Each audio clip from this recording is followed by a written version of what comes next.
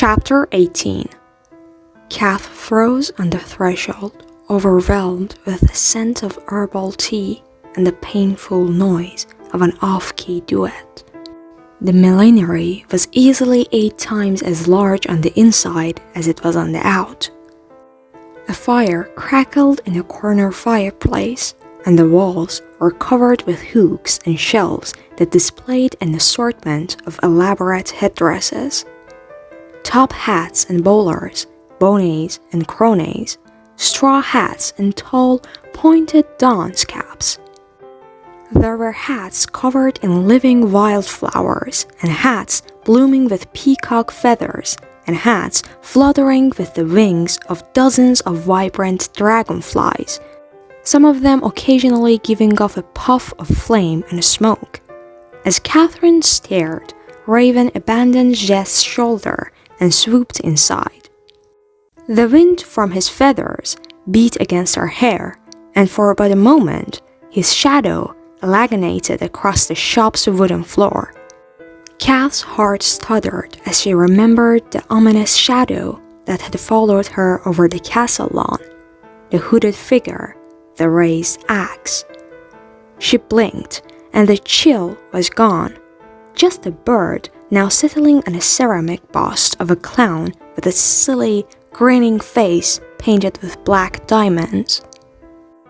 Jess drew Catherine toward the long table that stretched down the center of the hat shop. The surface was draped in bright-colored scarves of various textures and cluttered with teapots and cups and cream and sugar dishes and spoons of silver and gold and porcelain. The chairs around the table were just as mismatched, from wingbacks to schoolhouse benches to ottomans to a sweet little rocker. At the far end of the table was a chair that was luxurious enough for the king himself to have sat upon. The occupants of the table were equally assorted. A porcupine stabbed at a plate of scones with one of his quills. A bloodhound spoke in hushed tones with a petite gray-haired woman who was working at knitting needles in between sips of tea. 2 goldfish swam figure 8s around each other inside a fish bowl filled with tea-stained water. A dormouse dozed inside the mane of a lion who was singing low to himself in vocal warm-up. A parrot argued with a cockatoo. A bumblebee skimmed a newspaper. A boa constrictor tuned a fiddle. A chameleon squinted in concentration as she attempted to match the exact pattern of her upholstered chair. A turtle dunked half of his cucumber sandwich into his cup.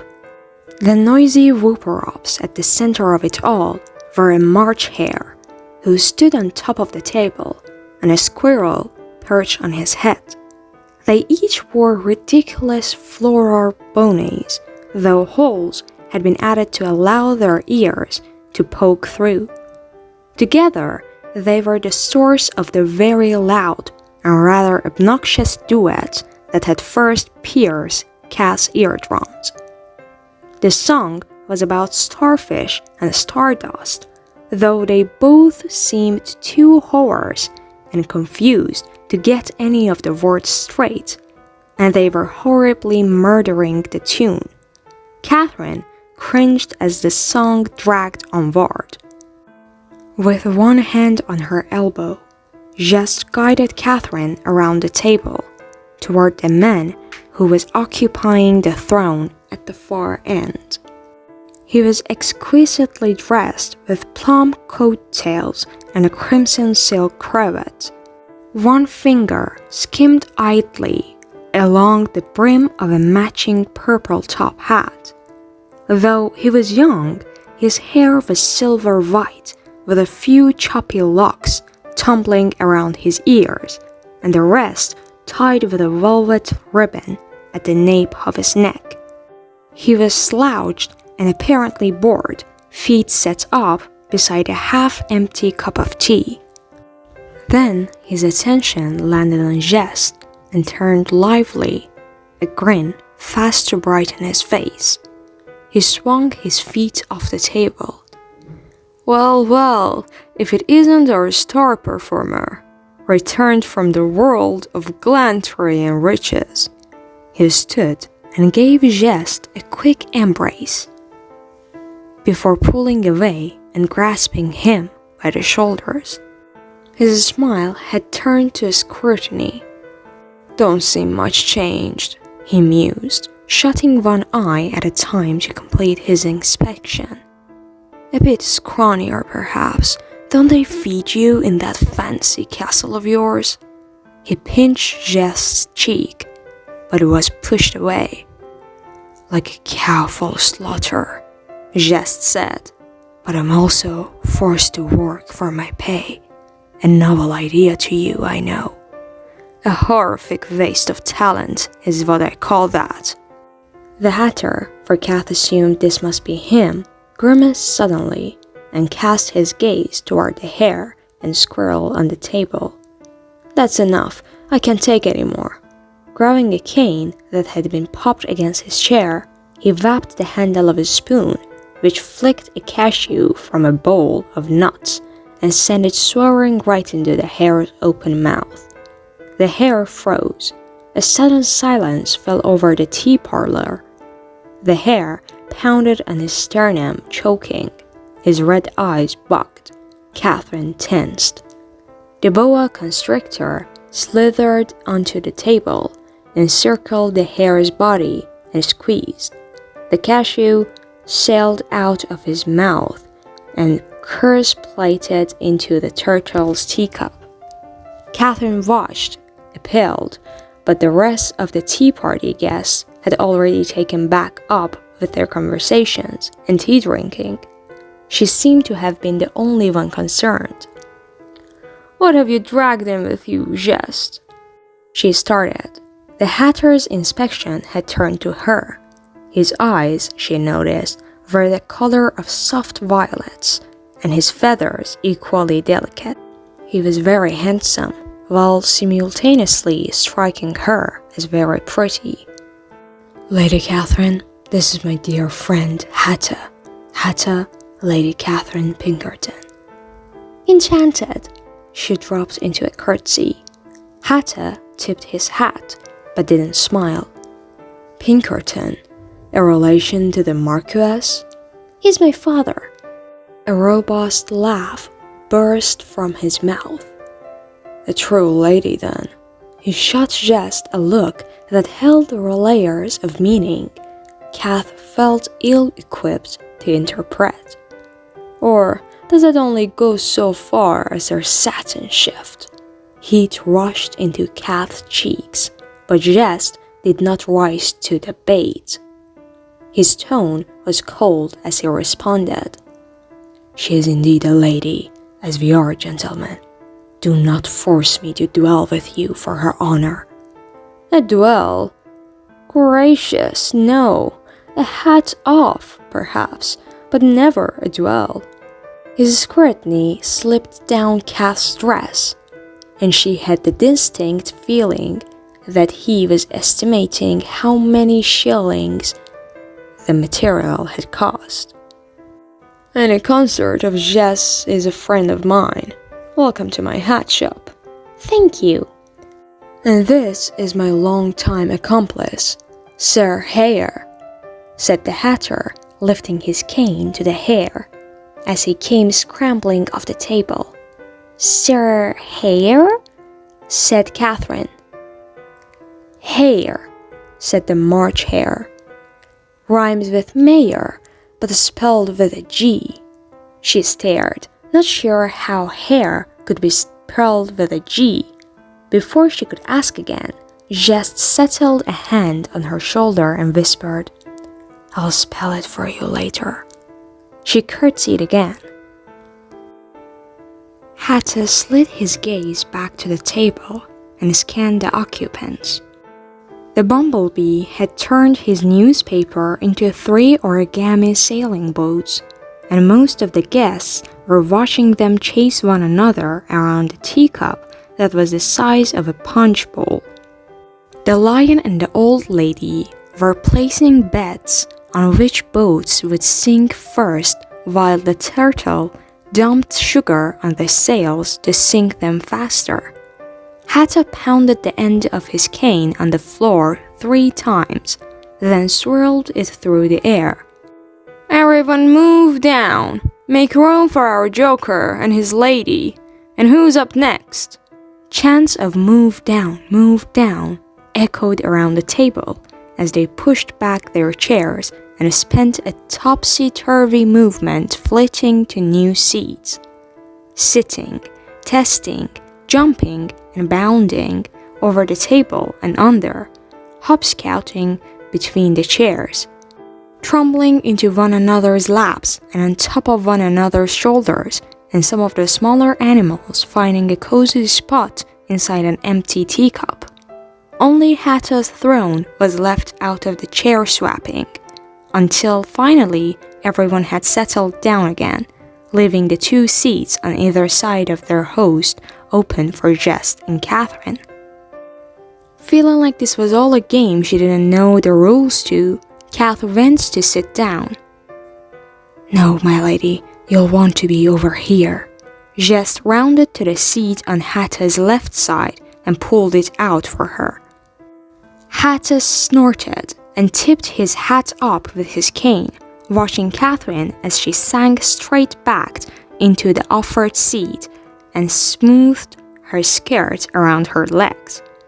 "Jess isn't confident you can hold your own among us, rabble and hooligans." Jess glowered. As he passed behind Hatta's throne, he leaned toward his ear. "She's our guest. I did not bring her here to entertain you." Catherine folded her hands into her lap and tried to be pleasant.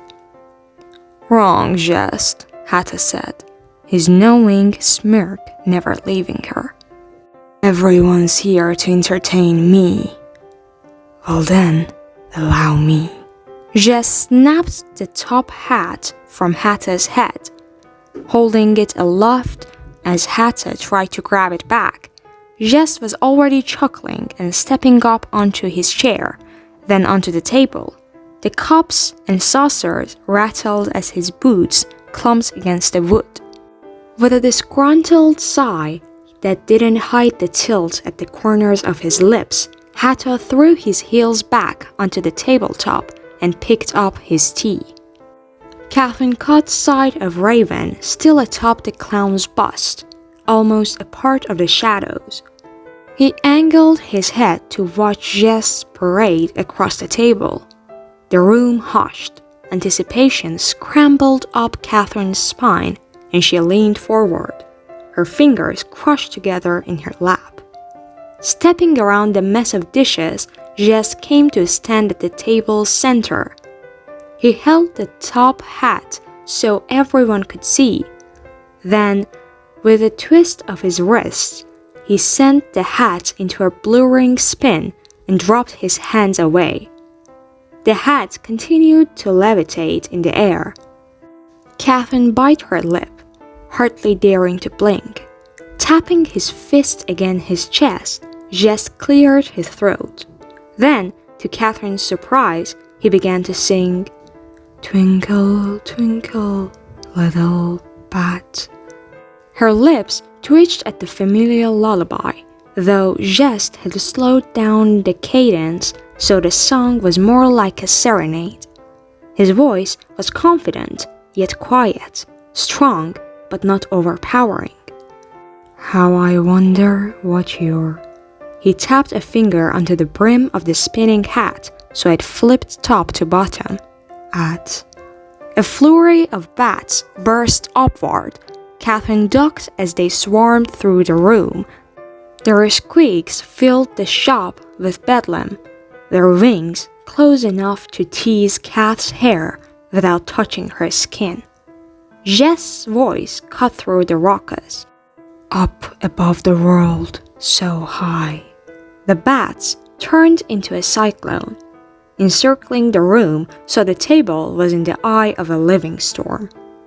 The cyclone began to tighten, closing in around Jest. Soon, he could no longer be seen behind the mass of beating, squealing, pressing bodies, tighter and tighter. Catherine's chest constricted as the tornado of bats turned as one and streamed toward an open window, leaving behind Hatta's top hat sitting crookedly against the teapot, and no sign of Jest. Her heart was pounding. Whispers began to pass up and down the table. Guests checked under the table and beneath the top hat and even the teapot, but Jest had vanished. The nerve of him to abandon you thus, at my mercy, no less. She glanced at Hatta. Setting his teacup on its saucer, he winked at her. Jest has always had a weakness for riddles. Brushing back the hair that had been tossed around by the bats, Kath did her best not to show how nervous the Hatter made her. Haven't you known each other a long time? Many years, love. I would try to count how many, but I'm so far into tables that I would doubtlessly count them wrong. She furrowed her brow. Is that a riddle? If you wish it to be. Unsure how to respond, Kath reached for a teacup, but found it filled with mother-of-pearl buttons. She set it back. Just told a riddle at the ball, she said. It was, why is a raven like a writing desk? The Hatter guffawed, throwing his head back. Not that one.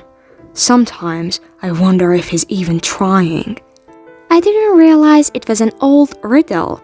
No one at the ball seemed to know it, and we were all amused by the answer. With due respect, my lady, the gentry are not known for their inability to be amused.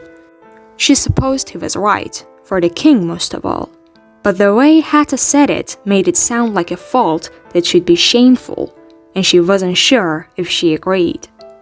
Tell me, which answer did he give? Asked Hatta. Pardon? Why is a raven like a writing desk? Oh, because they each produce a few notes, though they tend to be very flat. She was proud of herself for remembering. So caught in the performance had she been. He covered the ballroom in confetti, little paper notes, all with charming designs. Hatta twirled the cane. I always preferred the answer because they both have quills dipped in ink. Kath was surprised to find that the riddle, which had seemed impossible to answer when she'd first heard it, could have two such fitting solutions. She glanced at Raven, who had buried his face beneath one black wing, apparently asleep. That answer would have made quite a mess of the ballroom, she said. Hatta stirred a spoonful of sugar into his cup, the spoon clinking loud against the ceramic. I suppose you're right. I've been working on a riddle myself of late. Would you like to hear it? Very much so. He tapped the spoon on the cup's rim and set it on the saucer. When pleased, I beat like a drum. When sad, I break like glass. Once stolen, I can never be taken back. What am I? She thought for a long moment before venturing. A heart? Hatta's eyes warmed. Very acute, Lady Pinkerton. It's very good, she said.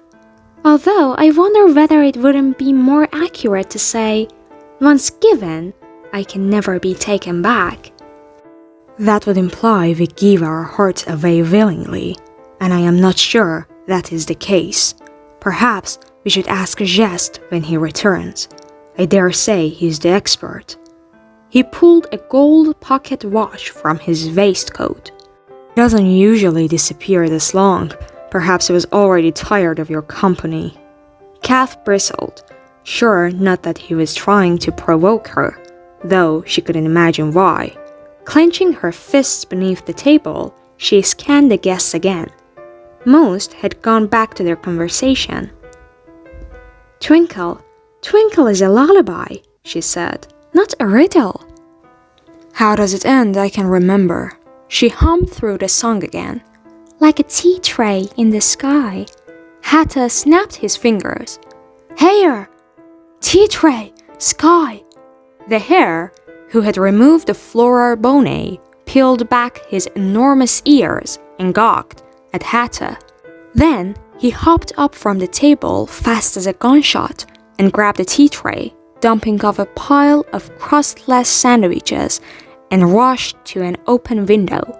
Within moments, all the other guests, excepting Catherine and Hatter, had tossed aside their chairs and teacups to gather around him.